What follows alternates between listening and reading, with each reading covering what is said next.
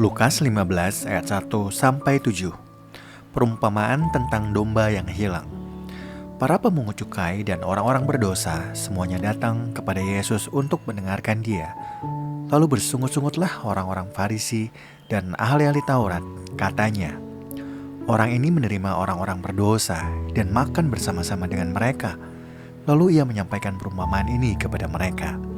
"Siapakah di antara kamu yang mempunyai 100 ekor domba, dan jikalau ia kehilangan seekor di antaranya, tidak meninggalkan yang 99 ekor di padang gurun dan pergi mencari yang sesat itu sampai menemukannya? Kalau ia telah menemukannya, ia meletakkannya di atas bahunya dengan gembira, dan setibanya di rumah, ia memanggil sahabat-sahabat dan tetangga-tetangganya serta berkata kepada mereka, 'Bersukacitalah bersama-sama dengan aku, sebab aku telah menemukan dombaku yang hilang itu.' Aku berkata kepadamu, demikianlah juga akan ada sukacita di surga karena satu orang berdosa yang bertobat, lebih daripada sukacita karena 99 orang benar yang tidak memerlukan pertobatan." Lukas 15 ayat 8-10. Perumpamaan tentang dirham yang hilang.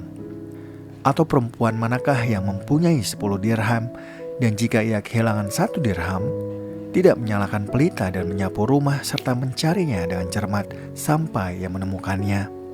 Kalau ia telah menemukannya, ia memanggil sahabat-sahabat dan tetangga-tetangganya serta berkata, "Bersukacitalah bersama-sama dengan aku, sebab aku telah menemukan dirhamku yang hilang itu." Aku berkata kepadamu, demikian juga akan ada sukacita pada malaikat-malaikat Allah karena satu orang berdosa yang bertobat. Lukas 15 ayat 11-32. Perumpamaan tentang anak yang hilang. Yesus berkata lagi, ada seseorang yang mempunyai 2 anak laki-laki. Kata yang bungsu kepada ayahnya, "Bapa, berikanlah kepadaku bagian harta yang menjadi milik hakku." Lalu ayahnya membagi-bagikan harta kekayaan itu di antara mereka. Beberapa hari kemudian anak bungsu itu menjual seluruh bagiannya itu lalu pergi ke negeri yang jauh. Di sana ia memboroskan harta miliknya itu dengan hidup berfoya-foya. Setelah dihabiskannya semuanya, timbullah bencana kelaparan di dalam negeri itu dan ia pun mulai melarat. Lalu ia pergi dan bekerja kepada seorang warga negeri itu.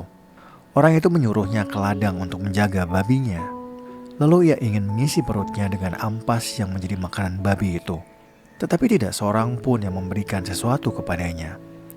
Lalu ia menyadari keadaannya, katanya, "Betapa banyaknya orang upahan bapakku yang berlimpah-limpah makanannya, tetapi aku di sini mati kelaparan. Aku akan bangkit dan pergi kepada bapakku dan berkata kepadanya, 'Bapa, aku telah berdosa terhadap surga dan terhadap Bapa. Aku tidak layak lagi disebut anak Bapa. Jadikanlah aku sebagai salah seorang upahan Bapa.' Lalu bangkitlah ia dan pergi kepada bapaknya. Ketika ia masih jauh, ayahnya telah melihatnya. Lalu tergeraklah hatinya oleh belas kasihan. Ayahnya berlari mendapatkan dia, lalu merangkul dan mencium dia. Kata anak itu kepadanya, 'Bapa, aku telah berdosa terhadap surga dan terhadap Bapa. Aku tidak layak lagi disebut anak Bapa.' Tetapi ayah itu berkata kepada hamba-hambanya, 'Lekaslah, bawa kemari jubah yang terbaik, pakaikanlah itu kepadanya, dan kenakanlah cincin pada jarinya dan sepatu pada kakinya. Ambillah anak lembu yang gemuk itu, sembelihlah, dan marilah kita makan dan bersukacita. Sebab anakku ini telah mati dan menjadi hidup kembali. Ia telah hilang dan didapat kembali.' Lalu mulailah mereka bersukaria. Tetapi anaknya yang sulung berada di ladang, dan ketika ia pulang dan dekat ke rumah, ia mendengar suara musik dan nyanyian tari-tarian. Lalu ia memanggil salah seorang hamba dan bertanya kepadanya, apa arti semuanya itu? Jawab hamba itu, 'Adikmu telah kembali, dan ayahmu telah menyembelih anak lembu yang gemuk, karena ia mendapatnya kembali dalam keadaan sehat.' Anak sulung itu marah dan ia tidak mau masuk. Lalu ayahnya keluar dan membujuknya. Tetapi ia menjawab ayahnya, 'Lihatlah, telah bertahun-tahun aku melayani Bapa dan belum pernah aku melanggar perintah Bapa. Tetapi kepadaku belum pernah Bapa memberikan seekor anak kambing untuk bersukacita dengan sahabat-sahabatku.' Tetapi baru saja datang anak bapa yang telah memboroskan harta kekayaan bapa bersama-sama dengan pelacur-pelacur.